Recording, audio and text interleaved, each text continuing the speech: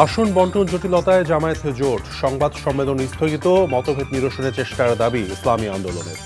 Postal ব্যালটে গেজেটের ক্রমানুসারেই প্রতীক, EC সচিব নতুন করে ছাপানোর দাবি বিএনপি। শতাধিক গুম খুন মামলায় জিয়াউল আহসানের বিরুদ্ধে বিচার শুরু ট্রাইব্যুনালে, সাক্ষ্য গ্রহণ শুরু ৮ ফেব্রুয়ারি। ৭ কলেজ সংকট নিরসনে ঢাকার ৩টি স্থানে শিক্ষার্থীদের সড়ক অবরোধ, বিক্ষোভ, তীব্র যানজট, চরম ভোগান্তি।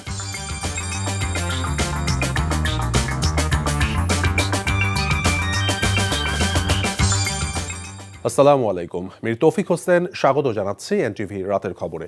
ক্রাউন 7 শিরোনাম দেখছিলেন, এবার বলছি পুরো খবর।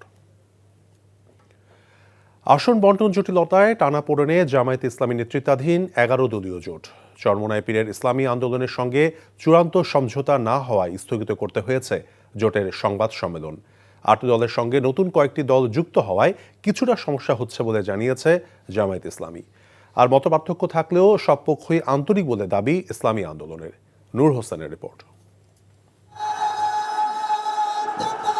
আওয়ামী লীগের রাজনীতি নিষিদ্ধ, পিয়ার পদ্ধতিতে সংসদ নির্বাচন ও জুলাই সনদ বাস্তবায়ন সহ ৫ দফা দাবিতে গেল কয়েক মাস একই সঙ্গে রাজপথে জামায়াতে ইসলামী, ইসলামী আন্দোলন সহ সমমনা ৮ দল। রাজপথের ঐক্যকে নির্বাচনে এক বক্স নীতিতে রূপান্তরের ঘোষণাও দেয় দলগুলো। নির্বাচনী আসন সমঝোতার আলোচনার মধ্যেই ৮ দলের সঙ্গে যোগ দেয় জাতীয় নাগরিক পার্টি, এবি পার্টি ও লিবারেল ডেমোক্রেটিক পার্টি। এরই মধ্যে জাতীয় নাগরিক পার্টি সহ কয়েকটি দলের আসন চূড়ান্ত হয়েছে।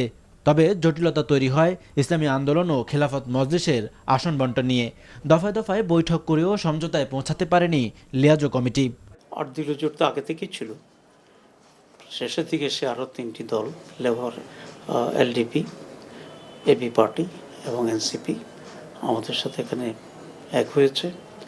সে কারণে আসন বন্টনের ইস্যুতে এসে কিছুটা আমরা সময় নিতে হচ্ছে। আমরা আশা করি এটা প্রায় আমরা কাছাকাছি আসছি এবং অল্প সময়ের মধ্যেই আমরা চূড়ান্ত ঘোষণা দিতে পারবো বলে আমরা আশা করছি। এদিকে আসন সমঝোতা নিয়ে দলের সর্বোচ্চ ফোরামেও কোনো সিদ্ধান্তে পৌঁছাতে পারেনি ইসলামী আন্দোলন বাংলাদেশ। তবে চরমোনাই পীর ঘোষিত ইসলামপন্থীদের এক বক্স নীতিতে ইসলামী আন্দোলন অটল রয়েছে বলে জানিয়েছেন দলটির মুখপাত্র। অন্যান্য সমমনা আমাদের যে রাজনৈতিক দল যাদেরকে নিয়ে আমরা পথ চলা শুরু করেছিলাম, তাদের সাথে আমরা পরস্পর যোগাযোগ করছি। আমাদের আলোচনা চলমান আছে আগামীতে কিভাবে আমরা নির্বাচনে অংশ নিতে পারবো, মানুষের সমর্থন কিভাবে আদায় করতে পারবো, মানুষের প্রত্যাশা কিভাবে বাস্তবায়ন করতে পারবো, এটা নিয়ে আমরা এখনো পর্যন্ত আলাপ আলোচনা চালিয়ে যাচ্ছি। শেষ মুহূর্ত পর্যন্ত আন্তরিকভাবে আলোচনা চালিয়ে যাওয়ার কথা জানায় ইসলামী আন্দোলন বাংলাদেশ। নূর হোসেন, এনটিভি নিউজ, ঢাকা। ১১ দলীয় জোটের সঙ্গে আলোচনা এখনও চলমান রয়েছে। আসন সমঝোতা নিয়ে সব দলই উদার অবস্থানে রয়েছে এবং আগামী ২১ দিনের মধ্যে এই বিষয়ে চূড়ান্ত সিদ্ধান্ত আসতে পারে বলে জানিয়েছেন জামায়াতে ইসলামীর সহকারী সেক্রেটারি জেনারেল এহসানুল মাহবুব জুবায়ের। রাতে জামায়াতে ইসলামীর আমির ডক্টর শফিকুর রহমানের সঙ্গে খ্রিস্টান প্রতিনিধি দলের সৌজন্য সাক্ষাৎ শেষে সাংবাদিকদের এসব কথা বলেন তিনি। এহসানুল মাহবুব জুবায়ের বলেছেন, বৈঠকে খ্রিস্টান প্রতিনিধি দল সংখ্যালঘুদের নিরাপত্তা সহ বিভিন্ন বিষয়ে জানতে চেয়েছে। এসব বিষয়ে তারা সন্তোষজনক জবাব পেয়েছে। এ সময় প্রতিনিধি দলের সদস্য এবং মার্কিন শিক্ষাবিদ ডক্টর গর্ডন ক্লিসমেট বলেছেন, খ্রিস্টানদের নিরাপত্তা সহ গুরুত্বপূর্ণ 3টি বিষয়ে জামায়াত আমিরের সঙ্গে মত বিনিময় হয়েছে।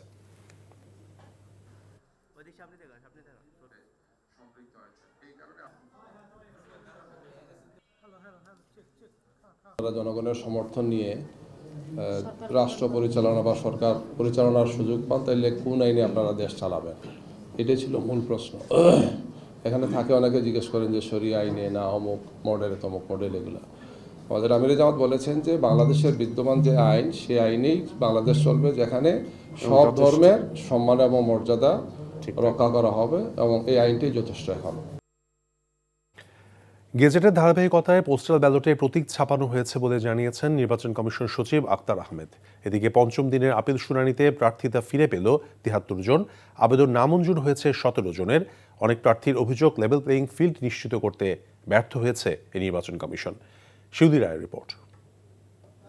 পোস্টাল ব্যালটে দলীয় প্রতীকের অবস্থান নিয়ে আপত্তি জানিয়ে ইসির ভূমিকা নিয়ে প্রশ্ন তুলেছে বিএনপি। বিষয়টি নিয়ে সাংবাদিকরা দৃষ্টি আকর্ষণ করলে ইসি সচিব আক্তার আহমেদ জানান, গ্যাজেটের ধারাবাহিকতায় হিসাব করে পোস্টাল ব্যালটে প্রতীক ছাপানো হয়েছে। বাহরাইনের পোস্টাল ব্যালটের খাম সরবরাহের বিষয়ে দেশটি তদন্ত করবে বলেও জানান ইসি সচিব। আমাদের যে গেজেটটা পাবলিশ করা হয়েছে সেই গেজেটের ধারাবাহিকতা যেভাবে আছে সেই অর্ডারেই করা হয়েছে। বাহরাইন পোস্টকে বলা হয়েছে যে এটা তো তাদের কাছে করা হয়নি এবং আমাদের যিনি সম্মানিত রাষ্ট্রদূত আছেন তিনি এই বিষয়টা দেখছেন এটাতে, এবং তারা বলেছেন যে তারা এই বাহরাইন পোস্ট বলেছে তারা এটা সরজমিনে তদন্ত করে জানাবে যে এইটা কেন ঘটলো। তারা সিগনেচার করেছে। এর আগে রিটার্নিং কর্মকর্তার সিদ্ধান্তের বিরুদ্ধে দায়ের করা আপিলের ৫ম দিনের মতো শুনানি করে নির্বাচন কমিশন। ক্রমিক নম্বর 2 বার লেখা হয়েছে। এতে বেশিরভাগ আপিল মঞ্জুর হলেও বাতিল হয়েছে কয়েকজনের। শুনানির পর নির্বাচন কমিশনের নিরপেক্ষতা নিয়ে প্রশ্ন তুলেন কয়েকজন প্রার্থী। গোবিন্দগঞ্জে এমন কোনো দিন নাই যে 2-4 জনকে ধরে নিয়ে আসতেছে না, জেলে দিচ্ছে না। এই আতঙ্কের প্রেক্ষিতেই অনেকেই হয়তো বা অস্বীকার করছে, বাড়ি থেকে পালিয়ে গেছেন। আজকে প্রমাণিত হয়েছে যে এটা সবাই এখানে উপস্থিত ছিল এবং তারা স্বীকার করেছে যে সমর্থন তালিকা তারা স্বাক্ষর করেছে। যারা স্বাক্ষর করেছিল তাদের এফিডেভিট করে এনেছি, তাদের সাক্ষাৎকারও নিয়ে এসেছিলাম ভিডিও করে। এইখানে আপিল করার পরে এখানের নির্বাচন কমিশন আমাকে আপিল মঞ্জুর করেছে। এদিকে কুমিল্লার 6 আসনে বিএনপির মনোনীত প্রার্থী মনিরুল হক চৌধুরীর মনোনয়ন বৈধতার বিরুদ্ধে আপিল করে আরেক স্বতন্ত্র প্রার্থী হাজী আমিনুল রশিদ ইয়াসিন, তবে তা খারিজ করে দেয় কমিশন। এছাড়া আচরণবিধি লঙ্ঘনের অভিযোগে ঢাকা 13 আসনে খেলাফত মজলিসের প্রার্থী মাওলানা মামুনুল হককে কারণ দর্শানোর নোটিশ দেন নির্বাচন কমিশন। শিউলি রায়, এনটিভি নিউজ, ঢাকা। পোস্টাল ব্যালটে পক্ষপাতিত্ব করেছে নির্বাচন কমিশন, এমন অভিযোগ করেছে বিএনপি। ধানের শীষ প্রতীক ব্যালটের মাঝামাঝি রাখা হয়েছে অভিযোগ করে দলটি বলছে এটা পরিকল্পিত, যারা জড়িত তাদের শাস্তির আওতায় আনতে হবে। ভুয়া এনআইডি কার্ড বানিয়ে একটি দল জাল ভোটের চক্রান্ত করছে বলেও অভিযোগ করেছে বিএনপি। এক সংবাদ সম্মেলনে এসব বলেন দলের নির্বাচন পরিচালনা কমিটির চেয়ারম্যান নজরুল ইসলাম খান। ইমরুল হাসানের রিপোর্ট। গুলশানে দলের নির্বাচনী কার্যালয়ে সংবাদ সম্মেলনে বাহরাইন ও ওমানে জামায়াত নেতাদের তত্ত্বাবধানে পোস্টাল ব্যালটে ভোট দেওয়া হচ্ছে জানিয়ে সুষ্ঠু নির্বাচন নিয়ে প্রশ্ন তোলেন নজরুল ইসলাম খান। পোস্টাল ব্যালটে বিএনপির প্রতীক মাঝে রাখা উদ্দেশ্যমূলক, নতুন করে পোস্টাল ব্যালট ছাপানোর দাবি করেন তিনি। 5টা কলাম না হয়ে যদি 4টা কলাম হতো কিংবা 6টা কলাম হতো, যদি এটা 14টা লাইন না হয়ে 13টা লাইন হতো বা 15টা লাইন হতো, তাহলে ঠিক এখন যেভাবে আছে সেভাবে হতো না। কিন্তু এক্স্যাক্টলি 5টা কলাম এবং 14টা লাইন করে 3টি বিশেষ রাজনৈতিক দলকে প্রথম লাইনে দেওয়ার উদ্দেশ্যটা কি? এটা এমনি এমনি হয় নাই। আমরা মনে করি যারাই এর পেছনে থাকুক, যারাই এই ঘটনার জন্য দায়ী থাকুক, আমরা তাদের বলেছি যে আপনারা তাদের ব্যাপারে খোঁজ খবর নেন। আমরা তাদেরকে বলেছি যে আপনারা দেশের ভেতরে এখনও বিলি হয় নাই এবং যথেষ্ট সময় আছে হাতে, ব্যালট পেপার পুনরায় ছাপানোর বহু দৃষ্টান্ত আছে আমাদের দেশে। সাধারণ ভোটারদের একটি দল নানাভাবে প্রলুব্ধ করছে বলে অভিযোগ করেন নজরুল ইসলাম খান।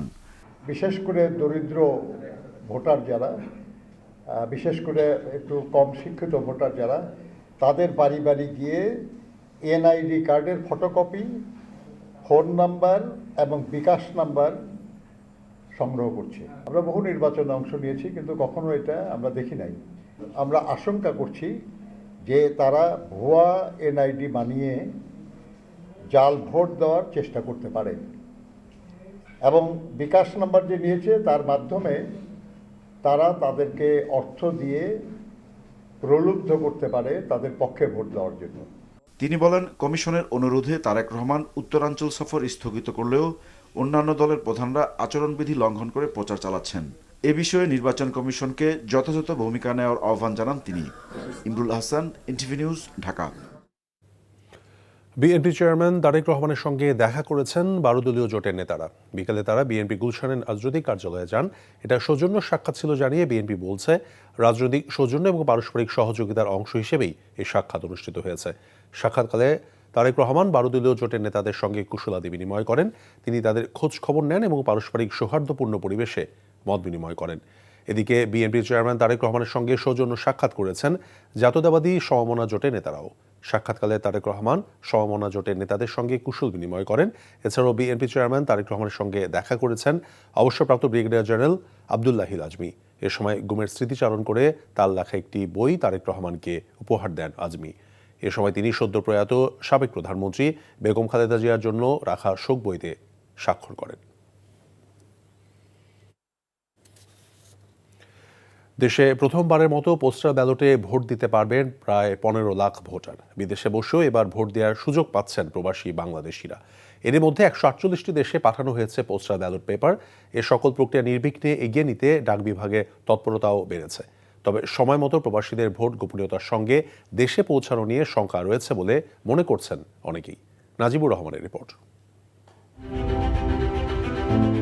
এবারের জাতীয় নির্বাচনে অন্যতম সংযোজন পোস্টাল ভোট।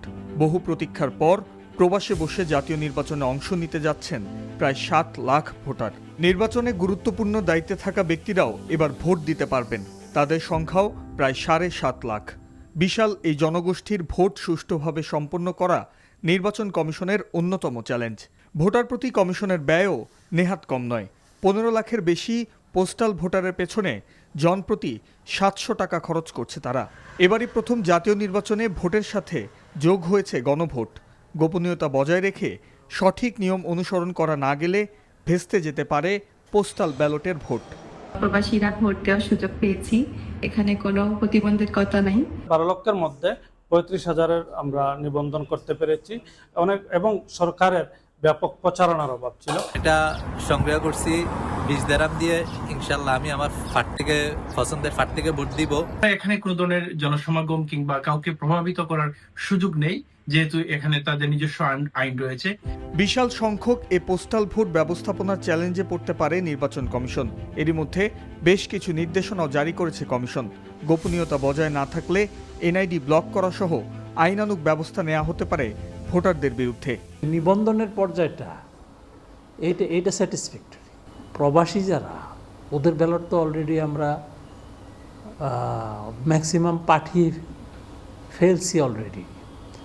আর দেশের অভ্যন্তরে যারা, এখানে আমাদের টাইম ফ্যাক্টর খুব বেশি সমস্যা না।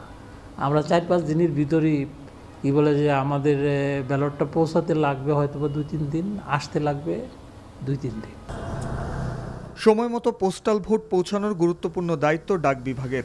অন্যান্য দেশের ডাক বিভাগের সাথে সমন্বয় করে চ্যালেঞ্জ মোকাবেলা করতে চান কর্মকর্তারা। এগুলো বিলিও অধিকাংশ হয়ে গেছে। কিছু কিছু দেশের পোস্ট অফিসের নেচার অনুযায়ী তাদের ওখানে আমাদের প্রবাসীদের পেতে সমস্যা আছে। সেগুলো আমাদের এমবেসিগুলো তারা তথ্যকে সংগ্রহ করে সেই আলোকে সেই দেশের পোস্ট অফিসের সঙ্গে তারা প্রাথমিকভাবে কথা বলে আমাদেরও কথা বলার প্রয়োজন হলে আমরাও সেটা বলছি। এবং আমাদের প্রত্যেকের প্ল্যাটফর্ম ইউনিভার্সাল পোস্টাল ইউনিয়নের যে প্ল্যাটফর্ম, এই প্ল্যাটফর্ম ব্যবহার করে আমরা বিশ্বের অন্যান্য দেশের সঙ্গে কাজ করে যাচ্ছি। 21 ডিসেম্বর প্রতীক বরাদ্দের পরই পোস্টাল ভোট প্রয়োগ করতে পারবেন নিবন্ধিত ভোটাররা। Najibur Rahman, NTV news, Dhaka. সরকারের কাছে 203,47 লাখ টাকার চেক হস্তান্তর করেছে বাংলাদেশ শিপিং কর্পোরেশন বিএসসি। বুধবার রাষ্ট্র অতিথি ভবন যমুনায় প্রধান উপদেষ্টার কাছে চেক হস্তান্তর করেন নৌ পরিবহন উপদেষ্টা এম শাখাওয়াত হোসেন।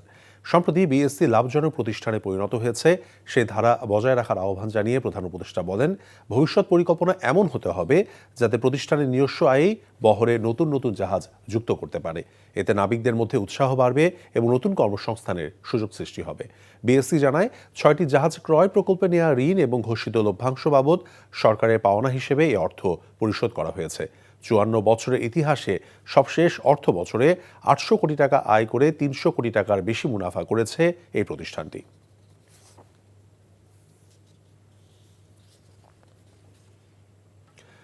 শতাধিক ব্যক্তিকে গুমের পরে হত্যার ঘটনায় সাবেক সেনা কর্মকর্তা জিয়াউল আহসানের বিরুদ্ধে অভিযোগ গঠন করেছে আন্তর্জাতিক অপরাধ ট্রাইব্যুনাল। গুমের মামলায় এই প্রথম অভিযোগ গঠন করে বিচার শুরু হলো। বিচারপতি মোহাম্মদ গোলাম মুর্তুজা মজুমদারের নেতৃত্বাধীন 3 সদস্যের ট্রাইব্যুনাল আজ এই আদেশ দেন। রিপোর্ট আরও জানাচ্ছেন হাসান জাভেদ। ক্ষমতাচ্যুত আওয়ামী লীগ সরকারের আমলে গুম করে 104 জনকে হত্যার অভিযোগ আনা হয় সাবেক সেনা কর্মকর্তা জিয়াউল আহসানের বিরুদ্ধে। তার বিরুদ্ধে দেয়া সুনির্দিষ্ট 3টি অভিযোগের উপর শুনানি শেষে আনুষ্ঠানিক অভিযোগ গঠন করেছে ট্রাইব্যুনাল। অভিযোগে বলা হয় 2009 থেকে 2016 সাল পর্যন্ত দেশের বিভিন্ন স্থানে শতাধিক ব্যক্তিকে গুম করার পর হত্যা করা হয়, যার নেতৃত্ব দেন র্যাবের তৎকালীন অতিরিক্ত মহাপরিচালক জিয়াউল আহসান। তথ্যপাত্র এমনকি সাবেক সেনাপ্রধান ইকবাল করিম ভুইয়ার সাক্ষ্যের মাধ্যমে এসব অভিযোগ প্রমাণ করা হবে বলে জানান চিফ প্রসিকিউটর। গুমপূর্বক গুলি করে হত্যার পরে নাড়ি ভুড়ি কেটে ফেলে দিয়ে সাথে ইটের ব্লক এবং সিমেন্ট বেঁধে দিয়ে সাগরে ডুবিয়ে দেওয়া, এই পুরো অপারেশনটার নাম ছিল গেস্টাপো অপারেশন। এরকম শত শত অপারেশন এই আসামি করেছেন, যার মধ্যে 104 জনের ব্যাপারে সোফার এই মামলাতে অভিযোগ দায়ের করা হয়েছে। বাকি অভিযোগগুলো এখনো তদন্তাধীন আছে, খুব সহসাই এই রিপোর্টগুলো দাখিল হবে। আসামি জিয়াউল হাসান একক আসামি হিসেবে তার বিরুদ্ধে আনুষ্ঠানিক অভিযোগ গঠন করা হয়েছে আন্তর্জাতিক অপরাধ ট্রাইব্যুনালে। আসামি পক্ষের আইনজীবী বলেন, মিথ্যা এবং ভ্রান্ত ধারণার উপর অভিযোগ দায়ের করেছে প্রসিকিউশন। জিয়াউল আহসান হত্যাকারী হলে সেনাবাহিনীতে পদোন্নতি এবং পুরস্কার কিভাবে পেলেন এমন প্রশ্ন রাখেন তিনি। প্রসিকিউশন যে ডকুমেন্টস দিয়েছে সেই ডকুমেন্টস দিয়ে আমি প্রমাণ করে দিব যেগুলো মিথ্যা। আপনারা যদি প্রসিকিউশনের ডকুমেন্টসগুলো স্ক্রুটিনি করেন, যে কোনো একজন আইনজীবী যদি স্ক্রুটিনি করে, এটা সেই বলবে, এটা আমাকে বলতে হবে না, এগুলো সম্পূর্ণ মিথ্যা। আমাদের সাফাই সাক্ষী হচ্ছে, আমি চাই ইকবাল করিম ভুইয়া আসুক, আমি চাই উনি সাক্ষী হিসেবে আসুক। এর আগে গত 17 ডিসেম্বর জিয়াউল আহসানের বিরুদ্ধে অভিযোগ দায়ের করে প্রসিকিউশন। সেদিনই তার বিরুদ্ধে অভিযোগ আমলে নেয় আন্তর্জাতিক অপরাধ tribunal. Hasan Javed, NTV news, Dhaka. প্রস্তাবিত ঢাকা সেন্ট্রাল ইউনিভার্সিটি অধ্যাদেশ জারির দাবিতে রাজধানীর সায়েন্স ল্যাবরেটরি, টেকনিক্যাল মোড় এবং তাঁতিবাজার সহ বিভিন্ন এলাকায় সড়ক অবরোধ করে বিক্ষোভ করেছেন সরকারি 7 কলেজের শিক্ষার্থীরা। সকাল থেকেই খণ্ড খণ্ড মিছিল নিয়ে এসব পয়েন্টে জড়ো হয়ে সড়ক অবরোধ করে বিক্ষোভ করেন তারা। আবির আহমেদের রিপোর্ট। স্লোগানে স্লোগানে মুখর রাজধানীর সায়েন্স ল্যাব মোড়। পূর্ব ঘোষণা অনুযায়ী দুপুর 2টার পর প্রস্তাবিত ঢাকা সেন্ট্রাল ইউনিভার্সিটির অধ্যাদেশ জারির দাবিতে একে একে সায়েন্স ল্যাব মোড়ে জড়ো হতে থাকে ঢাকা কলেজ, ইডেন ও তিতুমির কলেজ সহ 7 কলেজের শিক্ষার্থীরা। দ্রুততম সময়ের মধ্যে বিশ্ববিদ্যালয়ের অধ্যাদেশ জারি না হলে কঠোর আন্দোলনের হুঁশিয়ারি দেন শিক্ষার্থীরা। আমাদের অধ্যাদেশের কোনো আশা আমরা এই পর্যন্ত দেখছি না, সঠিক দিক নির্দেশনা নেই বলে আমরা এখানে এসেছি। ছেলে খেলা, এদের নোটিশ খেলা বন্ধ করতে হবে। আগামীকাল ওনাদের কমিটমেন্ট অনুযায়ী আগামীকালকে অধ্যাদেশ দিতে হবে। এটা হচ্ছে সরকারের ব্যাপার, রাষ্ট্রের জনগণ ভোগান্তিতে থাকবে নাকি ভালো থাকবে, আরামে থাকবে, সরকারের ব্যাপার, এটা আমাদের নট ফ্যাক্ট ভাই। পরিস্থিতি নিয়ন্ত্রণে সকাল থেকেই সতর্ক অবস্থান নেয় আইনশৃঙ্খলা বাহিনীর সদস্যরা। তাদের পক্ষ থেকে শিক্ষার্থীদের রাস্তা ছেড়ে দিয়ে শিক্ষা প্রতিষ্ঠানে ফিরে যাওয়ার অনুরোধ জানানো হয়।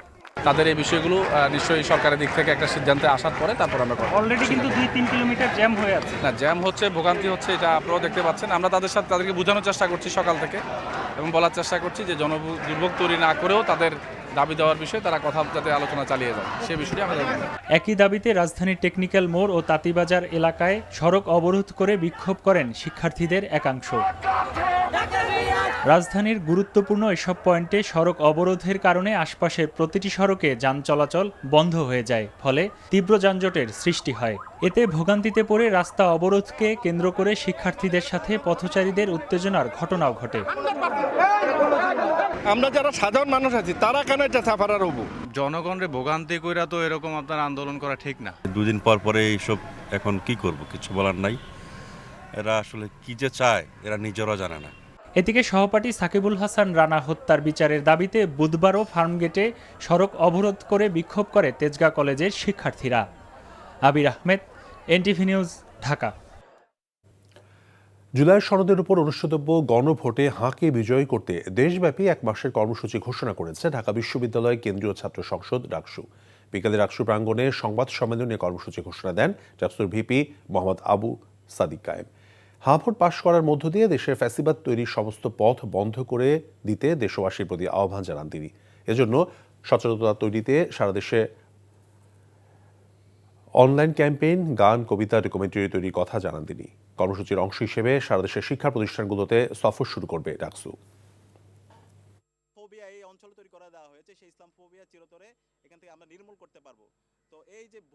আমরা বাংলাদেশের সকল ফেসিবাদ বিরোধী যারা রাজনৈতিক দল আছে, ছাত্র সংগঠন আছে, সিভিল সোসাইটি আছে, আমরা সবাইকে অনুরোধ করছি আমরা যেন সবাই ঐক্যবদ্ধভাবে গণভোটে হায়ের পক্ষে ক্যাম্পেইন করি। এবং ইতিমধ্যে আপনারা দেখতে পেয়েছেন সকল ফেসিবাদ বিরোধী রাজনৈতিক দল, ছাত্র সংগঠন তারা ক্যাম্পেইন শুরু করেছে। নায়ের পক্ষে ক্যাম্পেইন করছে তারা যারা বাংলাদেশে ফেসিবাদী কাঠামোকে রেখে দিতে চায়। যে ঐক্যের মধ্য দিয়েও ফ্যাসিবাদের বিদায় হয়েছে, সে ঐক্য দিয়ে নতুন বাংলাদেশ গড়তে হবে বলে মন্তব্য করেছেন প্রধান উপদেষ্টার বিশেষ সহকারী অধ্যাপক আলী রিয়াজ। মার্কার ব্যালটে পছন্দের প্রার্থীকে এবং গণভোটে হা ভোট দেওয়ার আহ্বান জানান তিনি। গণভোটের প্রচার এবং ভোটার উদ্বুদ্ধকরণের লক্ষ্যে রংপুরে বিভাগীয় ইমাম সম্মেলনে একথা বলেন আলী রিয়াজ। শহীদ আবু সাইদ স্টেডিয়ামে অনুষ্ঠিতব্য সম্মেলনে প্রধান উপদেষ্টার আরেক বিশেষ সহকারী মনির হায়দার সহ অন্যরা উপস্থিত ছিলেন। বক্তারা বলেন, ইনসাফ প্রতিষ্ঠার জন্য জীবন দিয়েছিলেন আবু সাইদ। দেশের পরিবর্তন চাইলে গণভোটে হা ভোট নিশ্চিত করতে হবে।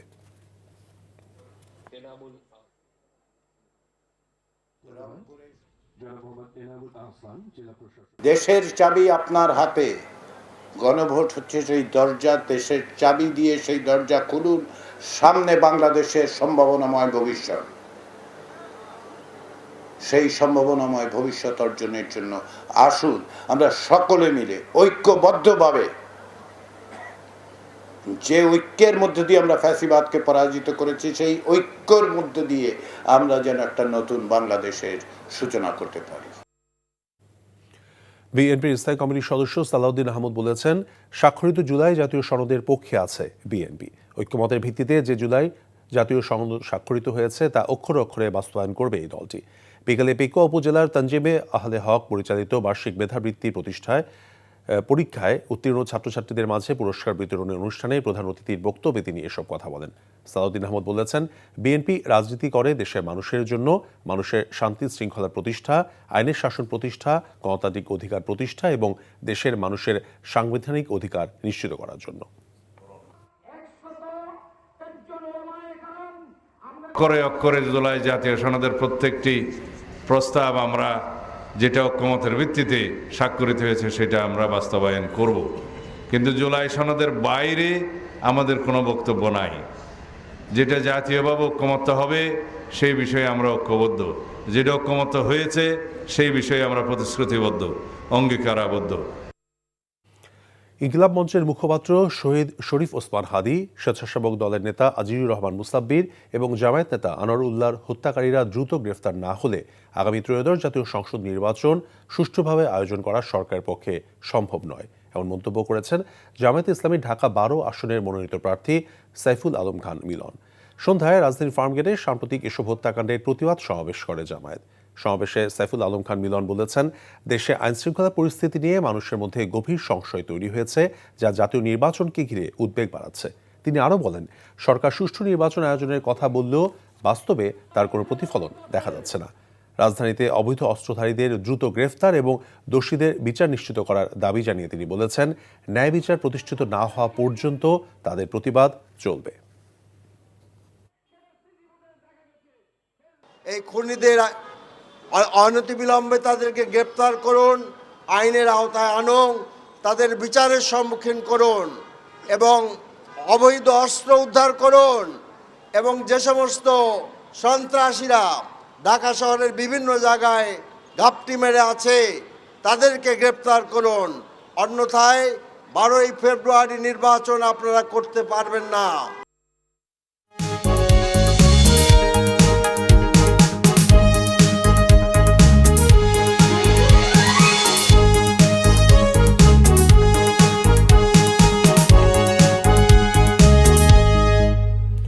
নাসির সিনটেক্স গ্রুপ নির্বাচন পথে পথে। ভৌগোলিক এবং অর্থনৈতিক বিবেচনায় গুরুত্বপূর্ণ জেলা কুষ্টিয়া। 4টি সংসদীয় আসনের এই জেলা বিএনপির দুর্গ হিসেবে পরিচিত। তবে বিএনপির সঙ্গে লড়াইয়ের মাঠে মূল প্রতিদ্বন্দ্বী জামায়াত ইসলামী। তবে ইসলামী আন্দোলন, বাংলাদেশ খেলাফত মজলিস সহ অন্য রাজনৈতিক দল এবং স্বতন্ত্র প্রার্থীরাও ভোটের মাঠে সরব। দল কিংবা প্রতীক দেখে নয়, সৎ এবং যোগ্য প্রার্থীকে বেছে নেওয়ার কথা বলছেন সাধারণ ভোটাররা। আশিফুজ্জামানের ক্যামেরায় সাবিনা ইয়াসমিন শ্যামলীর রিপোর্ট, জানাচ্ছেন ইমরুল কায়েস। 1609 বর্গ কিলোমিটার আয়তনের জেলা কুষ্টিয়া। বাউল সম্রাট ফকির লালন শাহের জন্মস্থান, বিশ্বকবি রবীন্দ্রনাথ ঠাকুরের স্মৃতিবিজড়িত শিলাইদহের কুঠিবাড়ি। গ্রামীণ সাংবাদিকতার পথিকৃৎ কাঙ্গাল হরিনাথ মজুমদারের জন্মভূমি এই জেলা শিক্ষা, সংস্কৃতি ও ইতিহাসে সমৃদ্ধ। 17,47,712 জন ভোটারের এই জেলা হাসিনার সাজানো নির্বাচনের আগে বিএনপি জয় পেত। এবারে জাতীয় সংসদ নির্বাচনে জেলার ভোটযুদ্ধে বর্ষিয়ান রাজনীতিবিদ সৈয়দ মেহেদী আহমেদ রুমি, ব্যারিস্টার রাগিব রৌফ চৌধুরীর মতো বিএনপির অতি পরিচিত প্রার্থী রয়েছেন মাঠে। পিছিয়ে নেই জামাতে ইসলামী। আলোচিত ইসলামী বক্তা মুফতি আমির হামজা, মোহাম্মদ আফজাল হোসেনের মতো প্রার্থীরা জামাতে ইসলামীকে শক্ত অবস্থানে রেখেছে। এছাড়া ইসলামী আন্দোলন, বাংলাদেশ খেলাফতে মজলিস সহ বিভিন্ন রাজনৈতিক দল ও স্বতন্ত্র প্রার্থীরা লড়ছেন। তবে আসন সমঝোতা হলে ভোটের মাঠে বিএনপির সাথে লড়াই হবে জামাত প্রার্থীর। বিগত 3টি বিতর্কিত নির্বাচনের 2টিতে অংশগ্রহণ না করলেও এবারের নির্বাচনে 4টি আসন পুনরুদ্ধারে মরিয়া বিএনপি। সন্ত্রাস, চাঁদাবাজি, দখলবাজি, নারী নির্যাতন, মাদক, অনলাইন জুয়া, সর্বোপরি আমরা একটা দুর্নীতিমুক্ত এবং সবার জন্য নিরাপদ সমাজ গড়ে তুলব ইনশাআল্লাহ। যে কোনো মূল্যে অবাধ, নিরপেক্ষ এবং সুষ্ঠু নির্বাচন হতে হবে। আমরা কোনো ভোট জালের পার্টি না, রাইতে ভোট করার লোক না। আমরা দিনে ভোট করব জনগণের সামনে, এবং কাউকে ভোট জাল করবে সেই সুযোগও ইনশাল্লাহ আমরা দেব না। এই 4টা আসনে বিএনপি বিপুল ভোটে জয়লাভ করবে। তবে ত্রয়োদশ জাতীয় সংসদ নির্বাচনে কোনো রকম ছাড় দিতে নারাজ জামাতে ইসলামী সহ অন্যান্য দলের প্রার্থীরা। নির্বাচনী লেভেল প্লেইং ফিল্ড লাগবে, এখনো হয়নি। আমার মনে যেটা চায় এখনো হয়নি, যেহেতু 22 তারিখের পরে কি হবে এখনো জানি না। 22 তারিখের পরে আশা করছি এগুলো 100% ঠিক হয়ে যাবে। অতীতের মতো নির্বাচন যদি না হয় 14, 18, 24, তার পূর্বেও অবাধ, সুষ্ঠু, নিরপেক্ষ নির্বাচন হলে, লেভেল প্লেইং ফিল্ড থাকলে আমি জয়ের ব্যাপারে শতভাগ আশাবাদী ইনশাআল্লাহ। এদিকে দীর্ঘ 17 বছর ভোট দিতে না পারার আক্ষেপ সাধারণ ভোটারদের। বলছেন দল কিংবা প্রতীকে নয়, দক্ষ ও যোগ্য প্রার্থী দেখে এবার ভোট। যে আমার ধান চালের দাম, তেল, 60-20 কমাবে, তাতে ভোট দেবো। শুধু দলীয় প্রার্থী বলেই হবে না, সেই মানুষটাকে ভালো হতে হবে। নিজের স্বার্থে না, আমাদের স্বার্থে আসবে, নাগরিকদের সাহায্য করবে এমন প্রার্থী চাচ্ছি। আমি এবার নতুন ভোটার, একজন যোগ্য প্রার্থীকে আমার ভোটটি দেব আমি ইনশাআল্লাহ। আসন্ন নির্বাচনে নিজেদের ভোটাধিকার প্রয়োগ করে দেশ গড়ায় অংশ নিতে চান জেলার সব শ্রেণীর ভোটাররা। NTV news desk.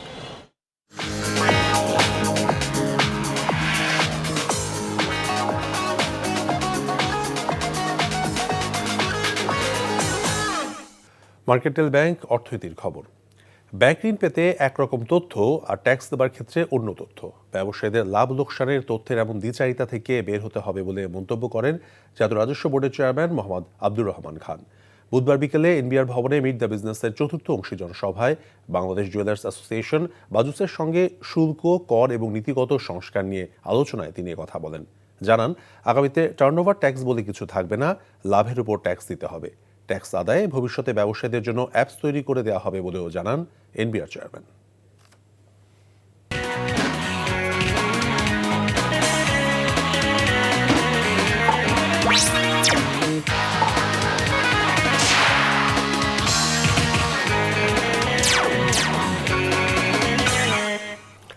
Ispahani Mirzapur খেলার খবর। অমার্জিত ভাষায় বিসিবি পরিচালক নাজমুল ইসলামের বক্তব্যের প্রতিবাদে ক্রিকেট খেলা থেকে বিরত থাকার ঘোষণা দিয়েছে ক্রিকেটার কল্যাণ সংস্থা কোয়াব। আজ বিকেলে বৈশ্বিক ইভেন্টে বাংলাদেশের পারফরমেন্স নিয়ে তীর্যক মন্তব্য করেছিলেন নাজমুল। পরে বিসিবি এক বার্তায় তার বিরুদ্ধে ব্যবস্থা নেওয়ার কথাও বলে, কিন্তু মন গলেনি ক্রিকেটারদের। বিপিএল এর প্রথম ম্যাচের আগেই বিসিবি এর পরিচালক পদত্যাগ না করলে কাল থেকে সব ধরনের ক্রিকেট না খেলার ঘোষণা দিয়েছে তারা। যদিও মমিনুর রিপোর্ট। এলোমেলো হয়ে গেছে বাংলাদেশের ক্রিকেটের অনেক কিছু। বুধবার বিকেলে বাংলাদেশের বৈশ্বিক আসন নিয়ে বিতর্কিত মন্তব্য করেছিলেন বিসিবির ফাইন্যান্স বিভাগের চেয়ারম্যান পরিচালক নাজমুল ইসলাম। যে আমরা যে ওদের পিছে এত খরচ করতেছি, বিভিন্ন জায়গায় গিয়ে ওরা কিছুই করতে পারতেছে না। আজ পর্যন্ত আমরা একটা বই শিক্ষা পানতে পারছি? কোনো একটা জায়গায় আমরা কতটুকু কি করতে পারছি? আমরা তাহলে তো প্রত্যেকবারই আমরা বলতে পারি যে তোমরা খেলতে পারো না, তোমাদের পিছে যা খরচ করছি এটার তোমরা এবার তোমাদের কাছ থেকে আমরা নিতে থাকি, ফেরত দাও। এখন ধরেন যে বোর্ডটাই যদি না থাকে তাহলে ক্রিকেটাররা থাকবে কিনা? সাবেক অধিনায়ক তামিম ইকবালকে একটি দেশের দালাল হিসেবে মন্তব্য করার পর সিলেটেই তার প্রতিবাদে কোয়াবের নেতৃত্বে প্রতিবাদ করেছিলেন মিঠুনরা। কিন্তু সপ্তাহ ঘোরার আগেই আবারও নাজমুলের মন্তব্যে ক্ষুব্ধ ক্রিকেটাররা দাবি করেন তার পদত্যাগের। যদিও বিসিবি এই ঘোষণার আগেই এক প্রেস বিজ্ঞপ্তিতে জানিয়েছিল নাজমুলের বিরুদ্ধে ব্যবস্থা নেবে তারা। লাস্ট কিছুদিন ধরে আপনারা দেখছেন যে একজন বোর্ড ডিরেক্টর উনি যেভাবে প্লেয়ারদেরকে নিয়ে মন্তব্য করছেন, একজন দায়িত্বরত বোর্ড ডিরেক্টর কখনোই এইভাবে প্লেয়ারদের নিয়ে কথা বলতে পারেন না। আমরা ইমিডিয়েট ওনার রিজাইন চাচ্ছি। উনি যদি কালকে ম্যাচের আগে, কালকে বিপিএলের ফার্স্ট ম্যাচের আগে যদি রিজাইন না করেন, তাহলে আমরা সব ধরনের ক্রিকেট বন্ধ ঘোষণা করছি। ভারতে না যাওয়া নিয়ে জাতীয় দলের বিশ্বকাপ ভাগ্যই যখন দুলছে, তখন অন্তর্ঘাত হয়ে আসলো ক্রিকেটারদের সঙ্গে বিসিবি পরিচালকের এই সংঘাত। Mominur Ripon, NTV news, Dhaka. ব্রাজিলের হয়ে বিশ্বকাপ জয়ী গিলবার্তো সিলভার হাত ধরে ফিফা বিশ্বকাপ ট্রফি কাছ থেকে দেখার সুযোগ পেল বাংলাদেশের ক্রীড়াপ্রেমীরা। বাফুফের সংশ্লিষ্টরা এবং হাতে গোনা কয়েকজন সাবেক বর্তমানরা ট্রফি দেখতে পেলেও জাতীয় এবং বয়সভিত্তিক দলের ফুটবলাররা বঞ্চিত হলেন এই ট্রফি দেখার সুযোগ থেকে। আরও জানাচ্ছেন কুশলী আসির।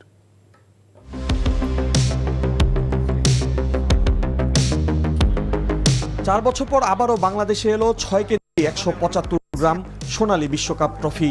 ঢাকায় বৈশ্বিক উন্মাদনা ছড়িয়ে দিতে ট্রফি নিয়ে হাজির হন 2002 বিশ্বকাপ জয়ী Brazilian midfielder Gilberto Silva. It's a great pleasure to be here in Bangladesh, my first time here, and thank you for the very warm welcome.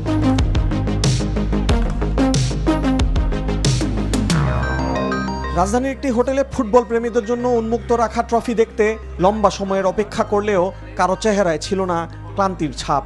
বিশ্বের 30টি দেশের 75টি গন্তব্যে প্রদর্শিত হচ্ছে ট্রফি। ফুটবল সংশ্লিষ্টরা বলছে বাংলাদেশের ফুটবল প্রেমীরা ভাগ্যবান। আমি অনেক এক্সাইটেড ছিলাম যখন আমি জানতে পারছি আমি এখানে আসতে পারবো। আমার এটা একটা ড্রিম ছিল আগ থেকেই। আমি যখন এটা আমার অনেক কাছ থেকে দেখলাম, তখন আমার মধ্যে আলাদা একটা ফিলিং এসে বসলো।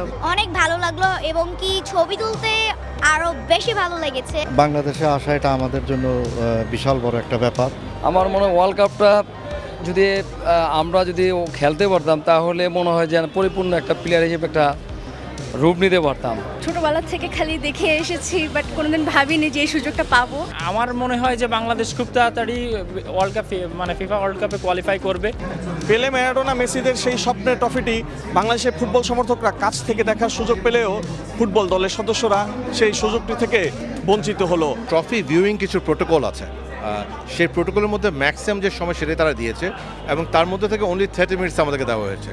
সো সেটাকে মাথায় রেখে আমরা ওভারঅল ফুটবলার কমিটি থেকে জামাল ভুঁইয়াকে সিলেক্ট করি এবং জামাল ভুঁইয়া কিন্তু ট্রফিটাকে রিসিভ করে এয়ারপোর্টে along with the FIFA legend and few others. এবং শুধু তাই নয়, ফুটবলারদের পক্ষ থেকে তিনি কিন্তু সেখানে দুটি কথাও বলেন। সো আমার মনে হয় আমাদের ওভারঅল ফুটবলার কমিটিকে রিপ্রেজেন্ট করেছে জামাল ভুঁইয়া।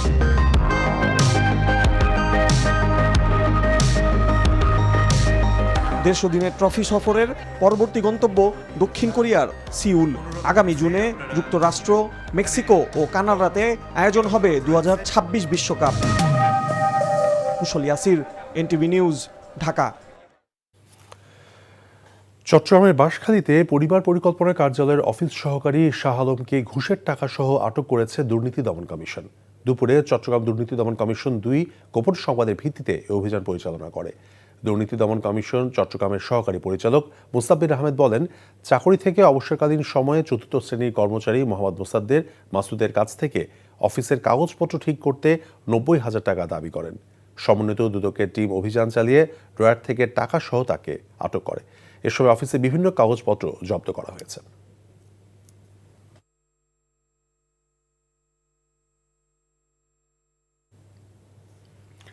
খবর শেষ করছি, তবে যাওয়ার আগে ক্রাউন সিমেন্ট শিরোনামগুলো বলছি আরও একবার। আসন বন্টন জটিলতায় জামায়াতে জোট, সংবাদ সম্মেলন স্থগিত, মতভেদ নিরসনের চেষ্টার দাবি ইসলামী আন্দোলনে। পোস্টাল ব্যালটে গেজেটের ক্রমানুসারেই প্রতীক ইসি সচিব, নতুন করে ছাপানোর দাবি বিএনপি। শতাধিক গুম খুন মামলায় জিয়াউল আহসানের বিরুদ্ধে বিচার শুরু ট্রাইব্যুনালে, সাক্ষ্য গ্রহণ শুরু 8 ফেব্রুয়ারি। 7 কলেজ সংকট নিরসনে ঢাকার 3 স্থানে শিক্ষার্থীদের সড়ক অবরোধ, বিক্ষোভ, তীব্র যানজট, চরম ভোগান্তি। এই ছিল রাতের খবরে। এই খবরের ভিডিও সহ আপডেট জানতে ভিজিট করুন এনটিভি অনলাইন www.ntvbd.com। এছাড়াও এনটিভির জনপ্রিয় সব অনুষ্ঠান এবং খবরের আপডেট জানতে ভিজিট করুন আমাদের ইউটিউব এবং ভেরিফাইড ফেসবুক পেজ। রাত 1টায় মধ্যরাতের খবর দেখার আমন্ত্রণ রইল। ধন্যবাদ সবাইকে, শুভরাত্রি।